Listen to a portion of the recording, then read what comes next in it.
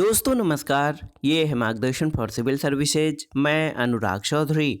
दोस्तों हिंदी के महत्वपूर्ण प्रश्नों के अंतर्गत इस वीडियो में हम सॉल्व करेंगे हिंदी के विविध प्रश्नों का भाग 8 जो आपके आगामी परीक्षाओं जैसे TGT, PGT, LT grade, government inter college प्रवक्ता, गवर्नमेंट डिग्री कॉलेज, उच्चतर शिक्षा असिस्टेंट प्रोफेसर, केंद्रीय विद्यालय संगठन और नेट जेआरएफ के लिए बहुत ही उपयोगी है।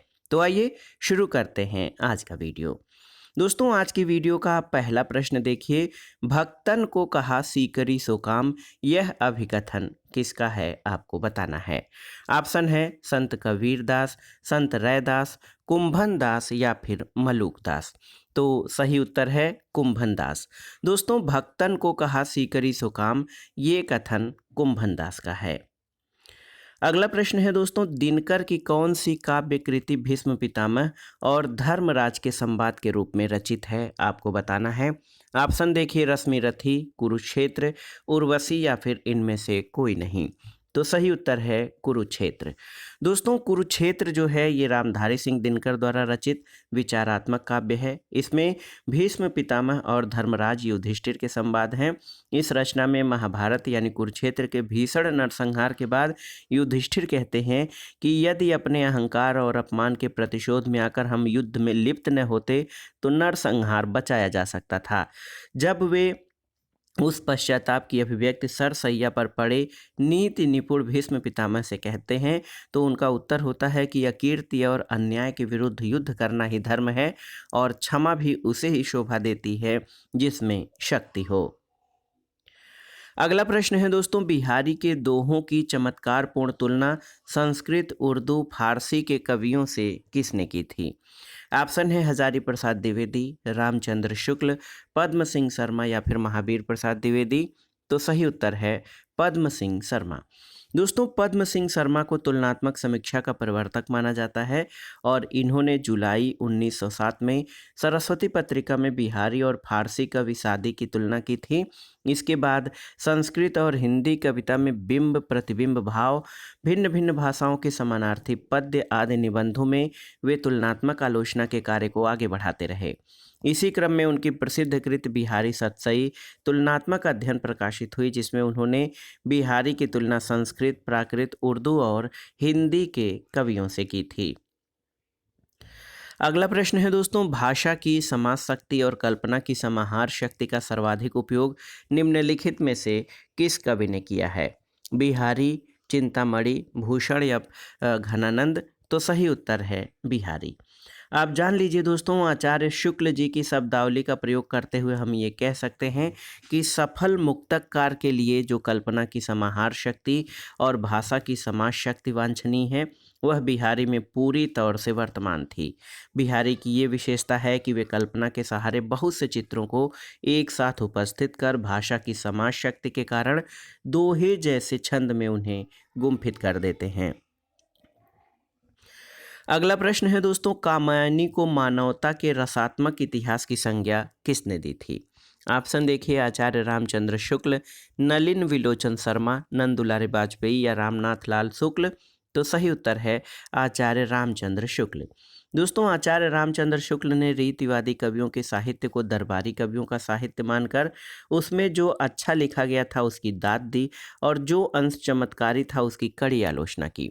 इसी दृष्टि से उन्होंने अपने युग के नए साहित्य छायावाद का नीर-छीर विवेक किया, उसकी अच्छाइयों की तारीफ की, कामायनी को मानवता का रसात्मक इतिहास भी कहा और दूसरी ओर उसकी मधुचर्या की निंदा भी की। अगला प्रश्न है दोस्तों, पाली में प्राकृत का जो रूप था उसका विकास इनमें से किन तीन शाखाओं में हुआ है। तो उत्तर है शौरसेनी, मागधी और महाराष्ट्री। याद रखिएगा दोस्तों, पाली को प्रथम प्राकृत भाषा भी कहा जाता है। इसमें प्राकृत का जो रूप था उसका विकास शौरसेनी, मागधी और महाराष्ट्री नामक तीन शाखाओं में हुआ था। पाली भाषा दोस्तों बौद्ध साहित्य की भाषा है। व्याकरण ग्रंथ पाली भाषा से संबंधित कच्चायन व्याकरण, मोगलान व्याकरण और सदनीत व्याकरण है। पाली भारत की प्रथम देश भाषा रही है और कच्चायन के अनुसार पाली में कुल 41 ध्वनियाँ थीं जिनमें 8 स्वर और 33 व्यंजन थे। अगला प्रश्न है दोस्तों, आचार्य रामचंद्र शुक्ल ने किस कवि को कठिन काव्य का प्रेत कहा है, आपको बताना है। तो आप जानते भी हैं दोस्तों, कवि केशव। देखिए ऑप्शन बी आपका सही उत्तर है और ये प्रश्न बार बार पूछा गया है। कठिन काव्य का प्रेत कौन सा कवि है आचार्य रामचंद्र शुक्ल के अनुसार? तो आप जान लीजिए ये केशव हैं और केशव की कविता में अलंकरण, चमत्कार प्रदर्शन और पांडित्य प्रदर्शन की प्रमुखता थी। उनकी कविता में क्लिष्टता आ गई है, जिसके कारण आचार्य रामचंद्र शुक्ल ने उन्हें कठिन काव्य का प्रेत कहा है। उनकी कविता की क्लिष्टता के विषय में ये युक्ति कही जाती है, कवि को देन न चहे विदाई, पूछे केशव की कविताई। आचार्य शुक्ल ने उनके संबंध में कहा है कि केशव को कवि हृदय नहीं मिला था, उनमें वो सहृदयता और भावुकता नहीं थी जो एक कवि में होनी चाहिए। कवि कर्म में सफलता के लिए भाषा पर जैसा अधिकार चाहिए वैसा उन्हें प्राप्त न था। केशव केवल उक्ति वैचित्र्य और शब्द क्रीड़ा के प्रेमी थे। अगला प्रश्न है दोस्तों, 84 वैष्णवन की वार्ता और 252 वैष्णवन की वार्ता मूल रूप से क्या है? जीवन वृत्त, कथा कहानी, आत्मकथा या फिर निबंध? तो सही उत्तर है जीवन वृत्त। दोस्तों 84 वैष्णवन की वार्ता और 252 वैष्णवन की वार्ता जो है मूल रूप से जीवन वृत्त या जीवन चरित है। और कृष्ण भक्त कवियों की जीवन वृत्त की चर्चा जिन ग्रंथों में है उनके नाम है, देखिए 84 वैष्णवन की वार्ता, इसके लेखक गोकुलनाथ हैं। 252 वैष्णवन की वार्ता गोकुलनाथ। भक्तमाल नाभादास की कृति है। भाव प्रकाश के रचनाकार हरिराय हैं और बल्लभ दिग्विजय यदुनाथ की कृति है। अगला प्रश्न है दोस्तों, 252 वैष्णवन की वार्ता के लेखक कौन हैं? तो आप जानते हैं गोकुलनाथ 252 वैष्णवन की वार्ता के रचनाकार हैं। अगला प्रश्न भी इसी से संबंधित है कि 84 वैष्णवन की वार्ता किस लेखक की रचना है? तो आप जान लीजिए गोस्वामी गोकुलनाथ ने 284 वैष्णवन की वार्ता और 252 वैष्णवन की वार्ता की रचना की है। अगला प्रश्न है दोस्तों, गोकुलनाथ की रचना का नाम क्या है? तो यहाँ पर देखिए ऑप्शंस में 84 वैष्णवन की वार्ता ये गोकुलनाथ की रचना है। अगला प्रश्न है दोस्तों, 84 वैष्णवन की वार्ता के लेखक कौन हैं? तो गोस्वामी गोकुलदास। अगला प्रश्न है दोस्तों, आचार्य रामचंद्र शुक्ल की दृष्टि में किस युग के लेखकों की दृष्टि व्याकरण के नियमों पर अच्छी तरह नहीं जमी थी? तो ये किस युग के बारे में आचार्य रामचंद्र शुक्ल का मंतव्य है? तो उत्तर है भारतेंदु युग।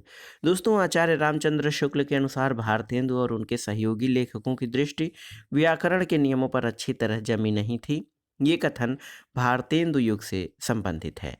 इस संदर्भ में कहा जाता है कि वे इच्छा किए, आशा किया, ऐसे शब्द भी प्रयोग कर जाते थे जो वाक्य विन्यास की सफाई पर उतना ध्यान नहीं रखते थे, पर उनकी भाषा हिंदी ही होती थी और मुहावरे के खिलाफ प्रायः नहीं जाती थी। अगला प्रश्न है, निम्नलिखित में से कौन मार्क्सवादी विचारधारा का आलोचक नहीं है?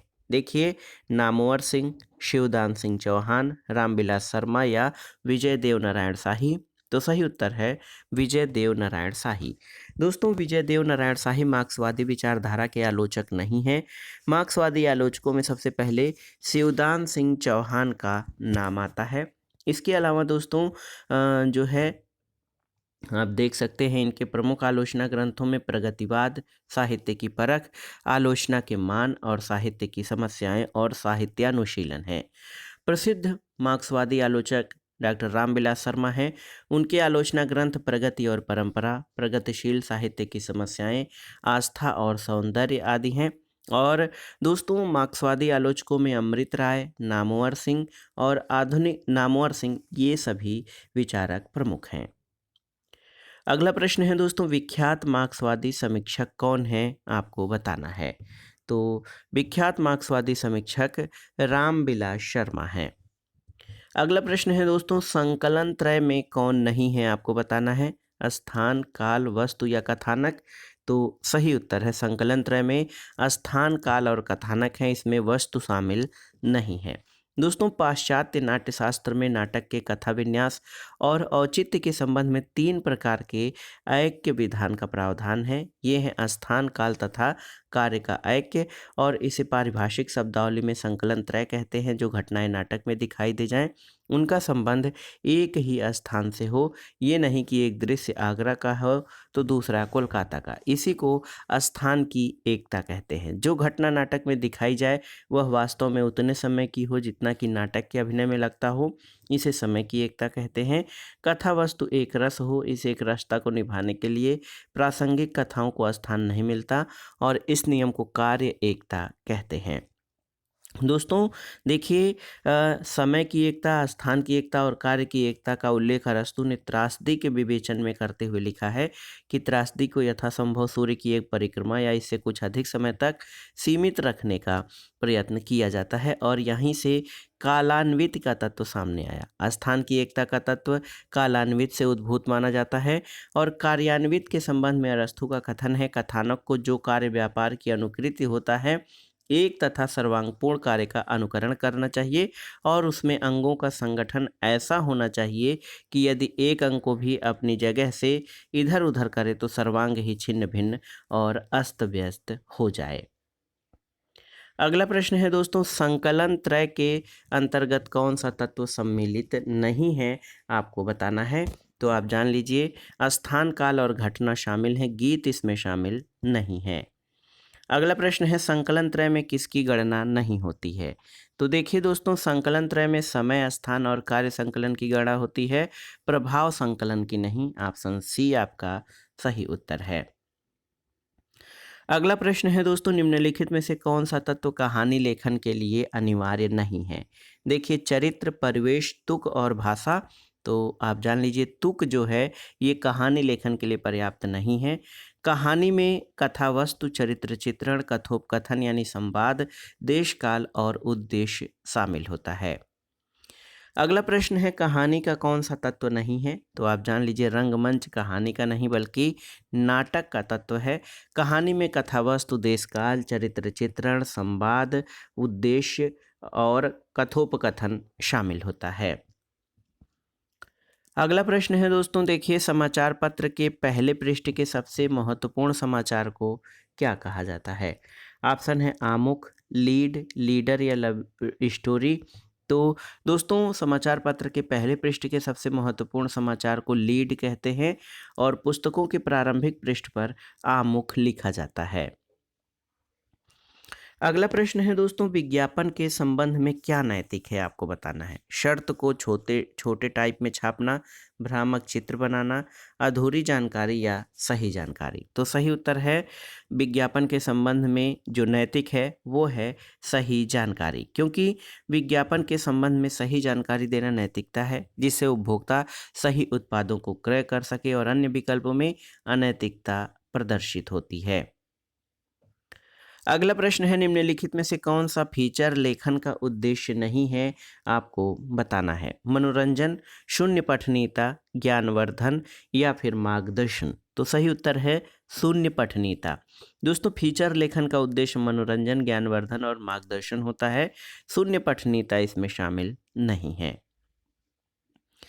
अगला प्रश्न है दोस्तों, फीचर के विषय में कौन सा कथन सही नहीं है। तो आप जान लीजिए दोस्तों, फीचर अनिवार्य रूप से समाचार का विस्तृत आलेख है, ये आपका सही नहीं है, क्योंकि फीचर किसी घटना, व्यक्ति, वस्तु या स्थान के बारे में लिखा गया विशिष्ट आलेख है। फीचर कल्पनाशीलता और सृजनात्मक कौशल के साथ मनोरंजनपूर्ण शैली में लिखा आलेख है, और फीचर समाचार मूलक भी हो सकता है। विशिष्ट व्यक्तियों, ऐतिहासिक स्मारकों, त्योहार, मेलों और प्राकृतिक आपदाओं आदि पर लिखा जा सकता है। ऑप्शन डी फीचर के बारे में सही नहीं है। अगला प्रश्न है, रेडियो आलेख लिखते समय किस शब्द का प्रयोग नहीं करना चाहिए। देखिए, बातचीत, है, था या निम्नलिखित। तो सही उत्तर है निम्नलिखित। दोस्तों, निम्नलिखित शब्द का प्रयोग रेडियो आलेख लिखते समय नहीं होगा, क्योंकि रेडियो संचार का श्रव्य माध्यम है, अतः रेडियो आलेख लिखते समय निम्नलिखित का प्रयोग नहीं करना चाहिए। ये मुद्रण तकनीक में प्रयुक्त होने वाला शब्द है, और रेडियो आलेख में आप बातचीत, है, था का प्रयोग कर सकते हैं, निम्नलिखित का प्रयोग नहीं होगा। अगला प्रश्न है, रेडियो में किसी कार्यक्रम के आरंभ और अंत की सूचना किसके माध्यम से दी जाती है? देखिए, विज्ञापन, उद्घोषणा, समाचार या वार्ता। तो सही उत्तर है, रेडियो में किसी कार्यक्रम के आरंभ और अंत की सूचना उद्घोषणा के द्वारा दी जाती है और उद्घोषणा करने वाले को उद्घोषक कहते हैं। अगला प्रश्न है दोस्तों, डॉक्यूमेंट्री के लिए तैयार किए जाने वाले आलेख में क्या प्रधान होता है? तो उत्तर है तथ्य। दोस्तों, डॉक्यूमेंट्री के लिए जो आलेख तैयार किया जाता है वो तथ्य प्रधान होता है। इसमें भाव, विचार और तर्क गौड़ होते हैं। अगला प्रश्न है दोस्तों, टीवी चैनलों पर कमर्शियल ब्रेक से क्या तात्पर्य है? देखिए, फ्रेश न्यूज, विज्ञापन, हाई न्यूज या सॉफ्ट न्यूज। तो सही उत्तर है विज्ञापन। विज्ञापन या एडवर्टाइजमेंट दोस्तों, ये विभिन्न कंपनियां अपने उत्पाद को विक्रय के लिए श्रव्य दृश्य संचार के माध्यम से उपभोक्ताओं तक पहुंचाती हैं, जो कार्यक्रमों के प्रसारण के मध्य में कुछ समय के लिए प्रसारित किए जाते हैं। अगला प्रश्न है दोस्तों, टेलीविजन पटकथा के दृश्यांकन में दृश्य प्रबंध की तकनीकी व्यवस्था कौन करता है? ऑप्शन देखिए, निर्माता, निर्देशक, निर्माण सहायक, रूप सज्जाकार या अभिकल्पकार। तो सही उत्तर क्या हो जाएगा दोस्तों? टेलीविजन पटकथा के दृश्यांकन में दृश्य प्रबंध की तकनीकी व्यवस्था अभिकल्पकार करता है। अगला प्रश्न है, टेलीविजन लेखन के दृश्यांकन में किसकी भूमिका नहीं होती है? ऑप्शन है निर्देशक, निर्माता, कलाकार और कैमरामैन। तो सही उत्तर है निर्माता की। दोस्तों, टेलीविजन लेखन के दृश्यांकन में निर्माता की भूमिका नहीं होती है और निर्देशक, कलाकार, कैमरामैन और टेलीविजन लेखन के दृश्यांकन में भूमिका निभाते हैं। अगला प्रश्न है दोस्तों, देखिए, साक्षात्कारता के लिए अनिवार्य गुण नहीं है क्या? आपको बताना है कि साक्षात्कारता के लिए कौन सा अनिवार्य गुण नहीं है। मृदुभाषिता, सुंदरता, स्पष्टवादिता या तार्किकता। तो सही उत्तर है सुंदरता। दोस्तों, साक्षात्कारता के लिए मृदुभाषिता, स्पष्टवादिता और तार्किकता अनिवार्य है, सुंदरता इसमें शामिल नहीं है। अगला प्रश्न है, निम्नलिखित में से कौन सा कथन सही नहीं है? देखिए, साक्षात्कार समाचार पाने का महत्वपूर्ण माध्यम है, साक्षात्कार सूचना लेने का प्रामाणिक माध्यम नहीं है, साक्षात्कार सूचना लेने का विशिष्ट माध्यम है और साक्षात्कार आज की पत्रकारिता की महत्वपूर्ण जरूरत है। तो दोस्तों, इसमें से जो सही कथन नहीं है वो है ऑप्शन बी, क्योंकि साक्षात्कार सूचना लेने का प्रामाणिक माध्यम है, जबकि कथन में नहीं दिया गया है और साक्षात्कार आज की पत्रकारिता की प्रमुख और महत्वपूर्ण आवश्यकता है। इसे प्रामाणिक सूचना के प्रमुख स्रोत के रूप में जाना जाता है। अगला प्रश्न है दोस्तों, प्रशासनिक टिप्पणी का दूसरा नाम क्या है? तो अनौपचारिक टिप्पणी, स्वतः स्फूर्त टिप्पणी, संपूर्ण टिप्पणी या नेमी टिप्पणी। तो सही उत्तर है नेमी टिप्पणी।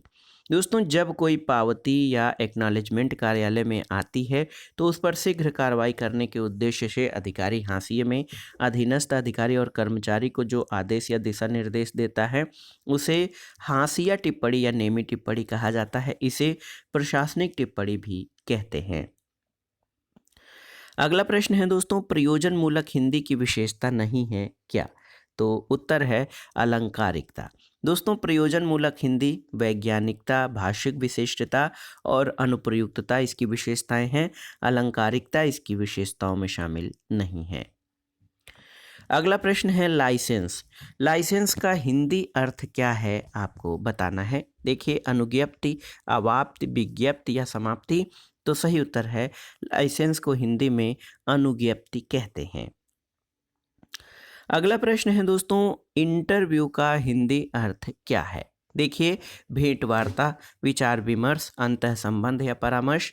तो सही उत्तर है इंटरव्यू का हिंदी अर्थ भेंट वार्ता हो जाएगा। इसको साक्षात्कार भी कहा जाता है। अगला प्रश्न है दोस्तों, सरकारी कामकाज में किसी विस्तृत विवरण, विस्तृत आख्या, वक्तव्य, प्रतिवेदन, पत्र व्यवहार आदि के तथ्यों और निर्देशों के सुनियोजित संयोजन तथा प्रभावपूर्ण संक्षिप्त संकलन को क्या कहते हैं? ऑप्शन है पल्लवन, संक्षेपण, प्रारूपण या फिर प्रतिवेदन। तो सही उत्तर है संक्षेपण। दोस्तों, आप जान लीजिए, सरकारी कामकाज के किसी विस्तृत विवरण, विस्तृत आख्या, वक्तव्य, प्रतिवेदन, पत्र व्यवहार आदि तथ्यों और निर्देशों के सुनियोजित संयोजन और प्रभावपूर्ण संक्षिप्त संकलन को संक्षेपण कहते हैं।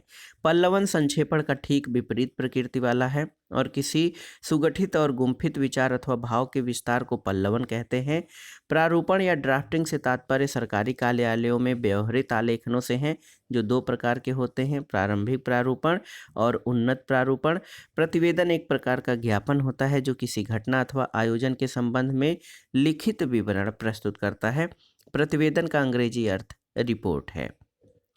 अगला प्रश्न है, निम्नलिखित में से कार्यालयी हिंदी का कौन सा प्रयोग क्षेत्र नहीं है? देखिए, अनुवाद, रचनात्मक लेखन, प्रतिवेदन या संक्षेपण। तो सही उत्तर है रचनात्मक लेखन। दोस्तों, रचनात्मक लेखन कार्यालयी हिंदी का प्रयोग क्षेत्र नहीं है।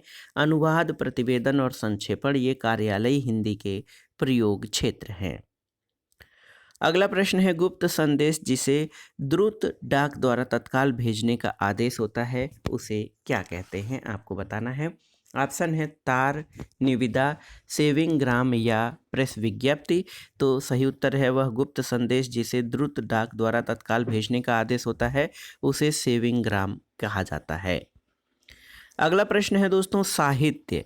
साहित्य शिवेतर रचते हैं, सामान्य के लिए है, सबका हित चाहता है, यह कार्य बिंब का निर्माण करना है। तो इसमें से कौन सा ऑप्शन आपका सही हो जाएगा? कौन सा ऑप्शन आपका सही होगा? तो याद रखिएगा, साहित्य शिवेतर रक्षते है, सामान्य के लिए है और सबका हित चाहता है। ऑप्शन बी 1, 2, 3 आपका सही उत्तर है।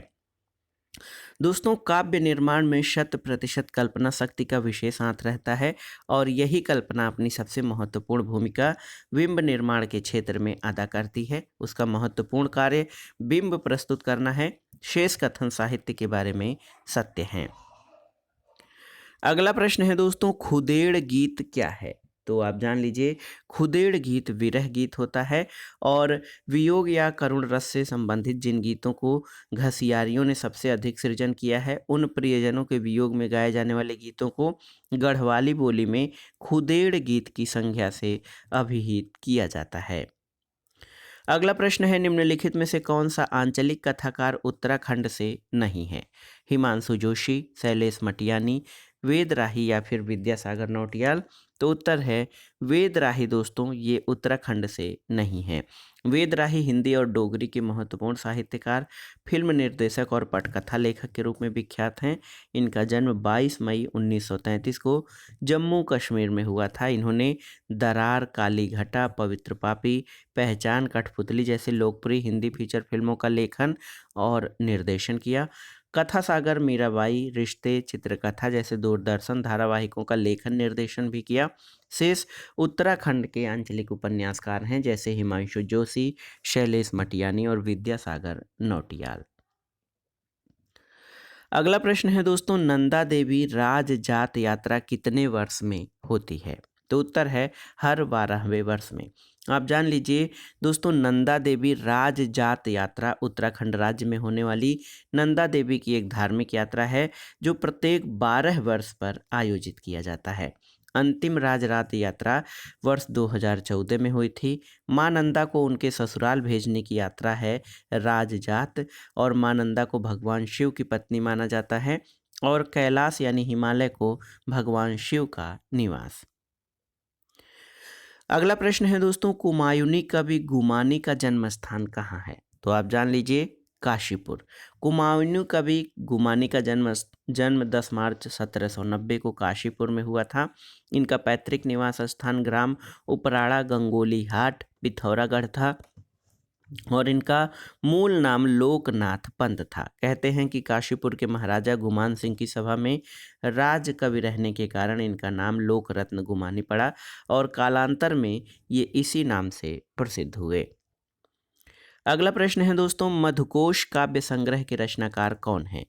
चारुचंद्र चंदोला, रत्नांबर दत्त चंदोला, पार्थ सारथी डबराल या फिर लीलाधर जगूड़ी। तो सही उत्तर है पार्थ सारथी डबराल। दोस्तों मधुकोश काव्य संग्रह के रचनाकार पार्थ सारथी डबराल हैं, जिनका जन्म 1936 में पौड़ी गढ़वाल उत्तराखंड में हुआ था। नानी मरी दादी की इनकी हास्यपरक रचनाओं का संग्रह है और धरती से पृथ्वी इनका चर्चित खंड काव्य है। अगला प्रश्न और हिंदी के विविध प्रश्नों से संबंधित जो महत्वपूर्ण प्रश्नों को हमने सॉल्व किया, इसका लास्ट क्वेश्चन है न्योली लोकगीत संबंधित है किससे? तो याद रखिएगा, न्योली लोकगीत का संबंध उत्तराखंड से है और ऐसे गीतों को वनों के गीत कहना उपयुक्त होगा क्योंकि गीत जंगलों में प्राय स्त्री पुरुषों द्वारा गाए जाते हैं। ये न्योली गीत प्रेम परक गीत होते हैं। पुरुष गायक इन गीतों को न्योली और स्त्री गायिका अपने गीत में न्योला या न्योल्या शब्द का संबोधन रूप में पुनरावृत्ति करती है। तो दोस्तों ये था आज का वीडियो। हिंदी के विविध प्रश्नों से संबंधित महत्वपूर्ण प्रश्नों का ये अंतिम भाग था और ये आपके आगामी परीक्षाओं के लिए बहुत ही उपयोगी है। आप इन प्रश्नों को तैयार कर लीजिएगा। दोस्तों वीडियो आपको कैसा लगा हमें कमेंट बॉक्स में ज़रूर बताइएगा। वीडियो को लाइक करें, शेयर करें और इस चैनल मार्गदर्शन फॉर सिविल सर्विसेज को सब्सक्राइब करें। वीडियो देखने के लिए धन्यवाद दोस्तों। नमस्कार।